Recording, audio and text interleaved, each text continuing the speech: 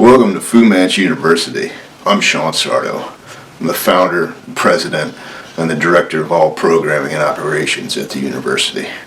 And today I'd like to discuss a book called Red-Handed. It's a New York Times bestseller by Peter Schweizer. Peter Schweizer is a former William J. Casey Fellow at the Hoover Institute and is currently the president at the Global Accountability Institute.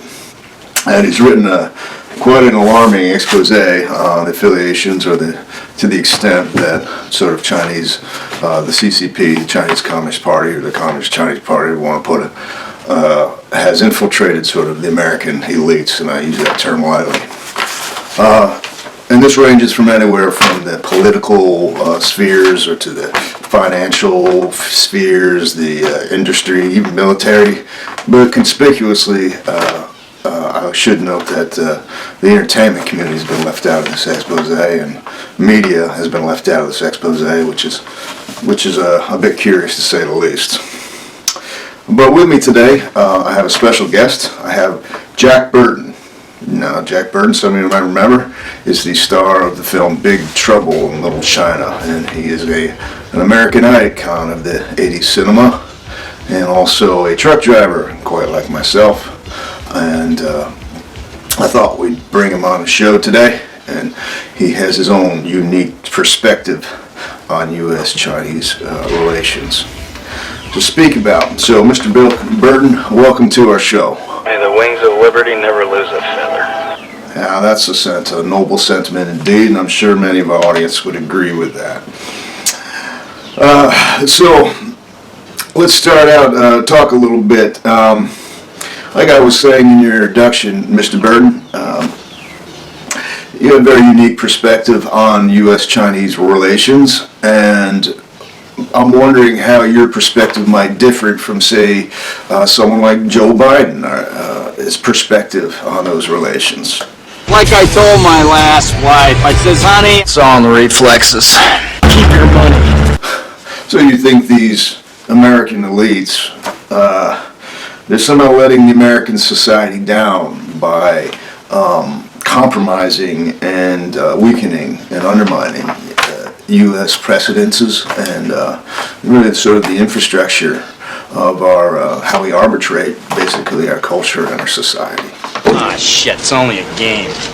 We may be trapped. I have to say I agree with you. We might be trapped. It does seem like that's what this whole objective of this elite capture, which is, you know, a sort of a precedent or a strategy that the Chinese make no qualms about revealing to the rest of the world. No horseshit. So that being said, how might we counter such a strategy, Mr. Burton? Come on over here and fight like a man. Fight like a man. So you think maybe this elite capture strategy is a bit effeminate on part of the CCP? You know, we have a culture that's sort of endowed by eunuchs or cutting men's balls off, eunuchs and cutting men's balls off, and I think it's noticeable that probably a lot of their connections, their influences, do come through female persuasions, wives of Chinese wives and such. These guys, these sing-dings, it's only a game. It's all a game. Well, Mr. Burton, what about the money, Jack? It seems like this is the big swagger of the American elites, is this idea of their monetary wealth, as opposed to their sort of as opposed to their responsibilities to their societies and communities. It's more, I guess, perhaps the swagger seems to sort of make them immune, might you say, from any sort of consequence, or at least in their own opinions. I'm supposed to buy this shit? Come on, you must be doing something seriously wrong. I would say that's really the primary objective. We're talking about money as opposed to values.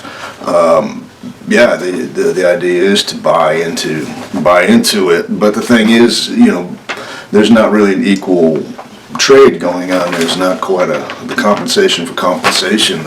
You would say it's not money for money here. It's money for allegiance to a great degree, and that's not quite the same transaction as it was just a financial one. Son of a bitch must pay. It's like you were talking about. I think perhaps how your ex-wife might have pressured you in this idea that money is, it's trying to use money to gain allegiance and perhaps an ideological kind of trap, a financial trap, a debt trap to a great degree, but debt on a very personal scale, like I was saying, maybe your ex-wife had pressured you into. You got a tongue master yourself. Well, I don't mean to offend Mr. Burden, but man, I'll try and keep things not so personal. But let's take a look at one particular relationship, the relationship between Yale University, certainly one of the most notable academic institutions in the United States and influential institutions, and the relationship they have with a very pro-CCP institute called the Joe and Clara Tsai Foundation. It seems they're, the greatest contribution this foundation has to the university is basically a monetary one. They don't really contribute anything in terms of ideology or culture. It's a very sort of biased sort of institution, very pro-CCP institution. And that's not really a money for money exchange there. It's once again, it's buying allegiances. Perhaps, typically a student would be buying that sort of,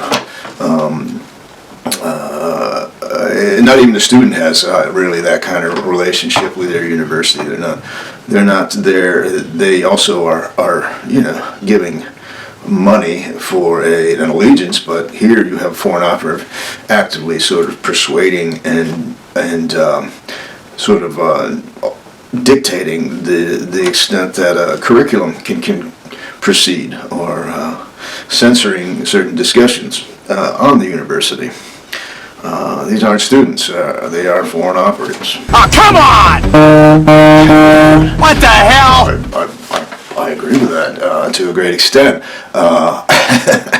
But then you have these wholesale frauds, people like your Hunter Bidens, the Biden family, and you have frauds like LeBron James, and you have frauds like, the Bush clan, some of the most sort of prominent members of the Bush family, and this means to say there really is no sort of political line or division between those who are sort of colluding with the Chinese government to undermine the American population and American communities and American investments and precedents. And I think it's important to note here that the Chinese sort of culture has always been based on this idea of face, even has greater value than monetary value in this idea. And so they are very aggressive about making connections, knowing full well the extent that their influence can the advantage that can give them over, say, an American populace, which rightly probably those sort of, I guess you might say, places at the table belong to. If you can get your fanny in that chair next to so and so, you're going to have a lot more chances of whispering in the ear than, say, someone else, right? That's kind of obvious. Son of a bitch must pay. So, it goes even to this platform. Like I was saying, the book didn't really do much of making much of an effort to sort of expose the extent that CCP is involved in American media and the connections it's made in American entertainment, like YouTube here. Certainly, I think it's necessary to disclose some of those sort of relations, and because you have many of these CCP or these pro-Chinas or anti-Chinas even on this platform who have that same sort of connection to the CCP, and it ties into this, and it quite ironically a play on Big Trouble in Little China. You have little badmouth, big help, and I think you see that to a great degree because these YouTubers who are sponsored by CCP affiliates or their wives are connected to it.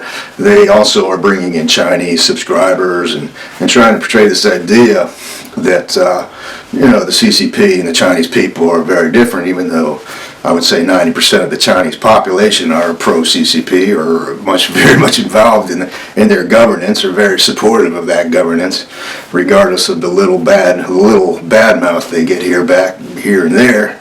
That's what you have, and these sort of platformers, profit from that just as much as, say, Joe Biden does, or the Bush family does. They sort of they use that connection with the female persuasion of Chinese. And once again, this is a Chinese strategy of below the belt. But they try to use they're basically exploiting the platform and using it for monetary gain. And that monetary gain goes back to the Chinese population, which is pro-CCP to begin with. So it's kind of this is a bit of it's quite hypocritical to have these voices on an American platform, which the Chinese are censored from. Be talking about how anti-China they are, or anti-CCP, by all the time saying, no, we don't mean the Chinese people, when quite literally it's the Chinese people who support their government, and at the same time they're promoting those same individuals. A man would have to be some kind of anyway, I'd like to maybe wrap things up now. Jack, it's been a great pleasure to have you on our show. I was born ready. I do have one last question for you. Speaking of Hollywood, it's been brought to my attention that there's going to be a reboot of The Big Trouble in Little China, and they are engaging in this race swapping, which is kind of an identity issue that the CCP, if we tie back into the Joe and Clara Foundation, it's something they support. It's a very racist idea. It has nothing to do with the fact that the characters are created with a certain intent, and there's no need to it's really targeting icons that are related to American precedent, and this idea of race swapping is purposely meant to, in a culture war, to undermine that, if not destroy it. So that being said, I'm wondering how you feel about being exchanged. Your identity is being undermined by a political agenda. So, with that being said, then, would you be, if we were to use the same reasoning, the rationale that is used to employ this racist agenda, why would you be open to maybe perhaps playing Shaft in your next role? It's good to know. It's good to know, Jack. So anyway, I want to thank everyone. I'm going to close it right there. Thank everyone for coming out today and listen to our discussion. I would suggest everyone out there takes a look at this book, reads it. If you do know how to read this book. It'll give you quite a bit of a comprehension of the extent that this kind of foreign operatives have employed themselves or infiltrated the American infrastructure to the extent that it can exploit it to their advantage. I'm Sean Sardo. I want to thank you all for joining me here at Fu Manchu University, and I look forward to speaking with you again. Good night.